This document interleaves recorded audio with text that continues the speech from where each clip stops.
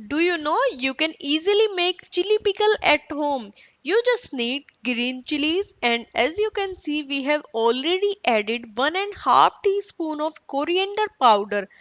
Now we will add 1 teaspoon of crushed mustard seeds, 1 teaspoon of turmeric powder and 1 teaspoon of salt or salt to taste, but I have given you the ideal amount. Next we are adding half teaspoon of mango powder or dry mango powder for a bit of sour flavor. Our last and most important ingredient is mustard oil.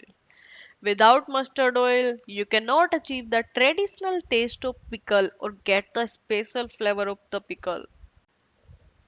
The exact quantities will be available in the description, and make sure to mix the chilies, spices and the mustard oil well and subscribe our channel, and you can eat this pickle after one day.